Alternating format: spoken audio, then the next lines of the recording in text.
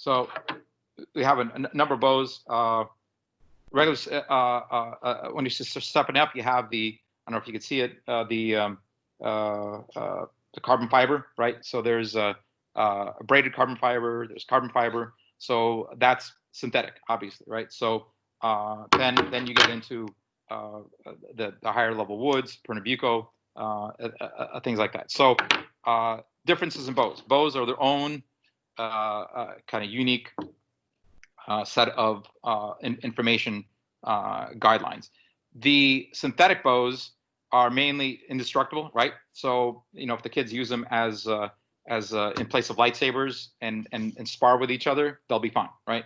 So string teachers like those because in schools, because they're pretty much indestructible. Yeah, they run over with a car. Yes, they can destroy them, but more or less really, really solid. Issue with bows with the synthetic bows is that for really advancing students, they don't work because they have a colder sound. When vibrations go through wood, there's a warmer sound. When vibrations go through a synthetic material, there's a colder sound. With the tailpiece, it's a very small. With an entire bow being synthetic, it has a change. Not big. Student won't hear it, but advancing student one. Also, how it plays when you're pushing on it, it doesn't have the same reaction as a natural wooden bow, right? So you have those issues. Again, this is something where if you want a second bow or somebody stepping up, or kids like the kind of the cool colors and they're not a great player, they're just advancing. These synthetic bows are fantastic and they won't break. So a lot of times the kids are putting the bows on their stand. Somebody knocks the stand, bow goes down. When a bow is tightened and it drops on the floor, half the time this head right here cracks, like right here, it cracks open.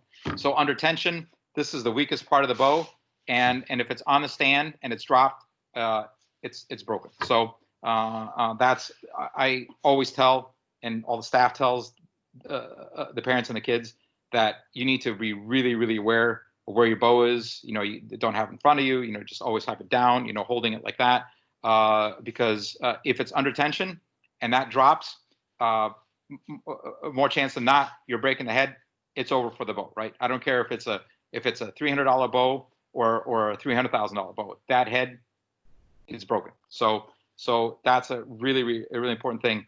Parts on wood, this is ebony frog. So even on synthetic bows, the frog is still ebony. The slide here is pearl. Just so you know. In answer to the bow on how do you add value with a better bow, the bow, the player has to be able to feel the difference in the bow, and it's going to take a nuance of feeling to understand that. And as long as if they want to pay a little more, you say this is a better bow, it'll last you longer, and step up. But they really have to, just like they play an instrument and they have to hear a better sound, they need to be able to play a bow and say, oh, I feel I feel the difference in the bow. So there's really no way to convince somebody to get a better bow. You just say these are better bows. Try these out, and they really do need to feel the difference. But right off the bat, if they really don't know, you say, yeah, they have a beginning student bow. What price range are you looking for? Well, what do you have? Well, you could have the 2 or 3 levels higher, and these are it, and they could take a look at them and play them, and maybe they feel a difference, and maybe not, but they know, okay, well, that's the price range. Anything higher than that, they really need to be playing on. Beside wood, what makes a better bow? Craftsmanship, but the wood is a big part of it. But yeah, the craftsmanship, how it's bent, because wood, the bow when it's made straight, right? So this curve that you see is actually bent with heat, okay? And how you bend it, and also the thicknesses that are made. There's a whole science and craft goes into making bows, and then the finish that goes onto it. So all those factors make a difference in how the bow plays and the players really need to play on them and see. There is a difference in horsehair. That's why you call up anybody that sells horsehair, and they have the cheapest horsehair, then they have middle of the line, and then they said premium horses, so the difference is that it's the strengthened hair. So you could take one piece of hair and you could try this, and you should be able to pull it just a little bit, and it should break, after a while. Cheap hair, you pull, it like keeps stretching. That's awful, right? You want it to like give a little bit and then break. It needs to, and now if you start pulling and it breaks immediately, that's too weak, right? So it has to stretch a little bit, and with force it breaks. So it can't break immediately, and it can't like keep stretching and then break, right? So there is the way to test one individual horsehair to see what you have. Because if it keeps stretching, then people tighten. It's like it never gets the tension, and if it breaks too quick, then as soon as they're playing, the hair's breaking all the time. So hopefully that answers your question on the horses. I tell all the kids, because everyone's concerned about being environmentally conscious, and I say no horse was hurt in the process. This is like a haircut, right? For the horse, the tail's cut, and it grows back, right? This is a green product that nobody was hurt. Funny story about that. So I had on nicer bows, on cheaper bows, not cheaper, student bows, you have cow leather, right? This is from cows, right? It's leather. And on the most expensive bows, we use lizard skin, because lizard is a tougher leather than cowhide, right? And so we had both, lying around, and we had on a workbench, and we had a group of kids come in, and they said, oh my gosh, you hurt animals to make these bows. And there was a girl, and I'm looking at her, and she's wearing like all leather, like leather boots and leather jacket and everything. So the irony there, did not point it out, but nonetheless, because once they could see like the lizard skin, and it looks like the lizard, because of the little feet, and it reminded the animal, because when it's just cow hide, you can't tell where it came from. But having the lizard a skin in kind of the shape of the lizard, that really brought her home, like, wow, this is skin of an animal, and there was no connection to her between what she was wearing and what we're doing. So that's a non sequitur, but I thought that was kind of funny. A lot of people assume real hair is always better for bow. Can you give us a good way to answer that? It's not better. It's an absolute necessity. So there are things that, you could have a choice, like, oh, this is better and this is worse. There is no choice here. You have to have real horsehair, period. There is no choice. The other, everything else that's synthetic is fishing line, right? So what happens with fishing line, and I don't care what highfalutin name they give synthetic hair, it is fishing line. Different versions of it, is that once it gets rosin on it, it will play for a week, and then as soon as you can put more rosin on, it'll start getting slick and it'll be useless. Okay, horsehair, if you look under a microscope, it's like a little Christmas tree. It has little barbs, and it has an amazing way of taking rosin and then throwing it off, and you can use it. And so the only reason you have to rehair horsehair is not because the rosin gets thick, but because those little barbs get wore down, right? So it has a natural ability to take new rosin and then be able to dissipate it. Synthetic hair cannot. So there is no option. Horsehair is it. If you use plastic hair, it will not play after a week, and that's it. So there's no option on that. They think that synthetic is cheap and bad for sound quality. If we're talking about hair, yeah, there's again no option.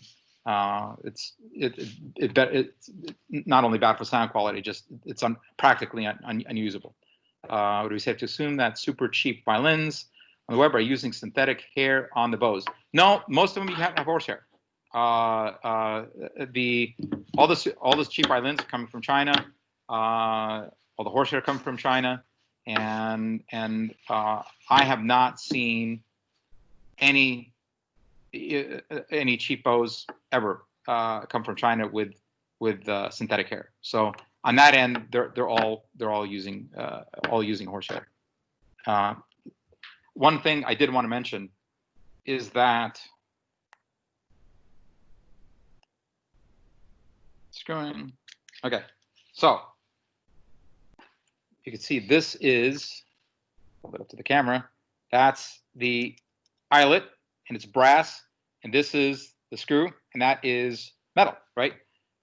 Brass will always win against metal will always win against brass, right? So brass is softer. It's a softer metal. This is steel. When I say metal, steel, brass.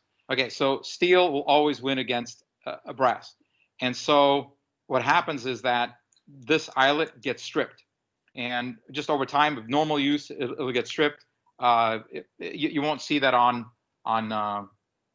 new bows that much, but older bows you'll start seeing it.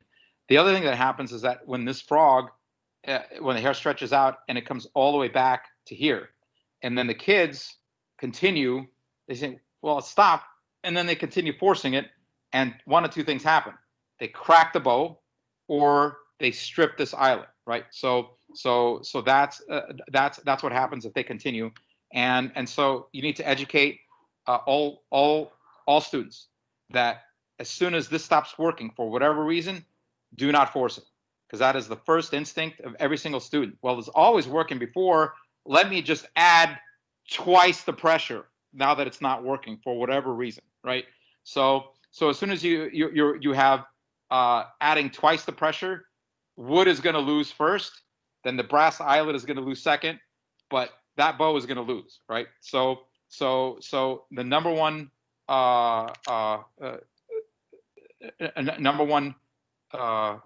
piece of advice that you always give to the students and the parents is that if this stops turning, do not force it.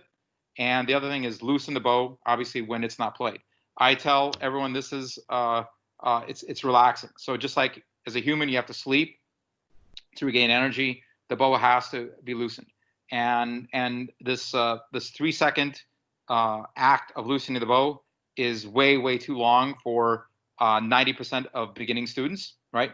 And so they never do it. And so the bow is always tight. So they have it tight, they put it in, they take it out, because to them it's like logical. Well, why should we loosen and tighten it when you could just keep it tight? That becomes a problem because then the bow starts warping with wood. You could get away with that with synthetic bows. Cannot get away with that with wood bows. It'll start warping and you'll ruin the bow. So two piece of advice: never push it, and loosen the bow. And third thing is, after a year, we tell everyone to usually have a rehair or come in if you start, especially if it starts becoming dark, that the hair is dirty in any way, shape, or form. You need to come in for a bow rehair, or in case of rentals, they're usually coming in once a year anyway to upgrade to a different instrument. So it works out in that way. But yeah, so the bow rehairs. When I worked in New York, I restored instruments in New York. Some cellists there were playing so much that they were getting bows rehaired like every 3 months. Right? So it was depending on how much the player plays, but usually a student around 1 year, give or take, that's a pretty good time to start rehairing the bow. So that's if any other questions about, let me know. But those are kind of the main attributes.